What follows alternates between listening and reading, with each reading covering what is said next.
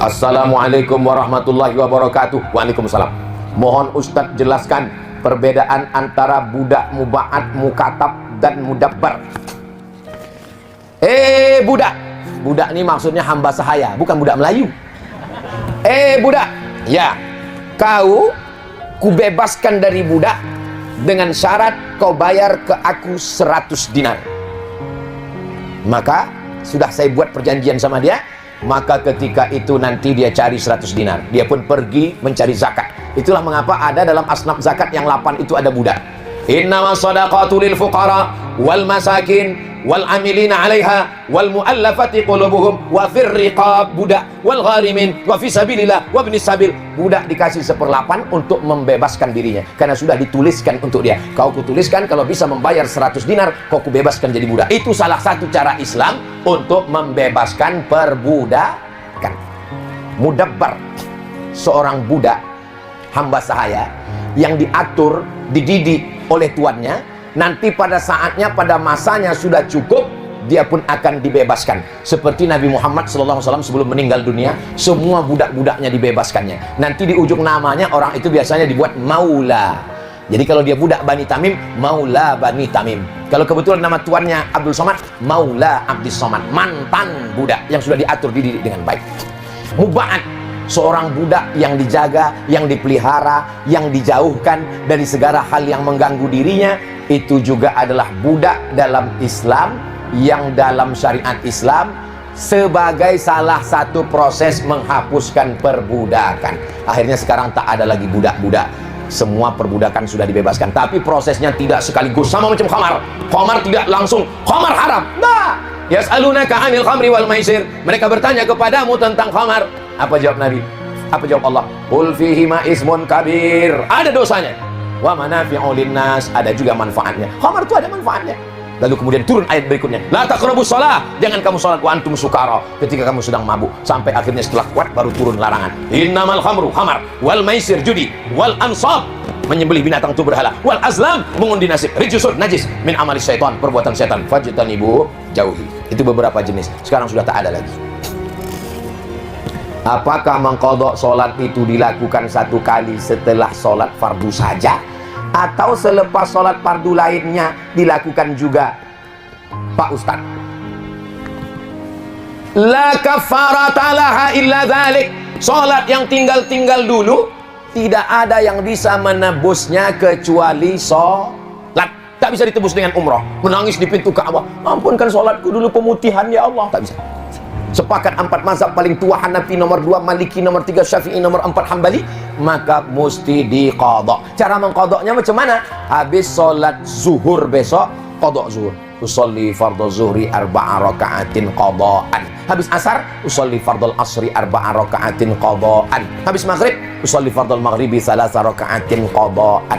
Kalau habis subuh Pak Ustadz, jangan diqadha di masjid, qadha di rumah. Kalau di masjid, nanti dibilang orang ISIS, aliran sesat, karena tak ada ba'diyah subuh. Berapa lama saya qadha Pak Ustaz? Berapa lama sholat kau tinggal? Umur berapa? Umur 40 Pak Ustaz. Berapa lama tinggal? Sejak akil balik sampai hari ini.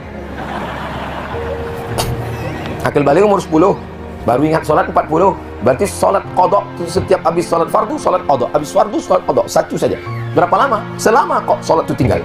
Kalau mati belum lunas, alhamdulillah, mudah-mudahan diampunkan Allah. Begitu cara qadha. Berat qadha nih Pak Ustaz. Apa pula berat qadha? Udah kita hitung tadi, 1 rakaat 1 menit. Jadi kalau zuhur 4 menit. 4 menit berat Pak Ustaz. 4 menit berat, scroll Instagram 4 jam. Mohon izin bertanya Ustaz, bagaimana cara menyikapi tetangga yang tak suka terhadap kita? Macam mana maksa dia supaya suka sama kita? Saya. Berapa banyak haters, berapa banyak buzzers yang mencaci maki. Lalu semua saya bilang, ya ayyuhal haters, jatuh cintalah kalian ke aku. Mana bisa? Sedangkan kita tak tahu salah apa sebabnya. Yang kedua, Ustadz, bagaimana cara menyikapi tetangga yang suka memfitnah diri kita, tetapi dia pula yang merasa terzolimi? Ada juga orang macam ini ya. Saya sangka udah dimakan ikan hiu semua. Saya difitnah orang, dicoretnya gambar saya, dipostingnya di Instagram. Saya lapor ke Polda. Kata Pak Polisi di Polda, Ustadz Somad, ini kami akan BAP. Tapi nanti Ustadz kan jadwalnya sibuk ceramah. Nanti gimana kalau kami panggil? Saya siap komandan. Saya akan kosongkan jadwal khusus untuk BAP. Saya datang. Habis BAP di Polda, panggil kejaksaan. Habis itu pengadilan. 2 kali saya datang, dia tak datang, mencret. Dihina orang, diejek orang, jangan diam. Karena orang zaman sekarang macam menakik mencincang batang kayu. Dicincangnya, dapatnya lunak, dihantamnya kita. Kalau dapatnya keras, berhenti dia. Saya dipitnah orang, jangan datang ke rumahnya, nanti dia akan flying victim. Dia bilang fitnah, maka kita cari orang ketiga. Nah, jadi orang ketiga ini tak betul, tapi ada saatnya kita perlu orang ketiga. Saya datang ke anggota Dewan DPR RI Komisi 8. Pak, saya angkat Bapak sebagai mediator. Pertemukan saya dengan orang ini. Katanya tak perlu ketemu sama Ustadz. Buat surat pernyataan. Kalau dia memburukkan lagi, kupekarakan dia. Nah, jadi jangan diam. Dalam masalah apapun mesti. Karena Islam ini tidak hanya maaf, ada hukum. An-nafsu bin nafsi. Kalau nyawamu dihilangkan, hilangkan juga nyawa dia.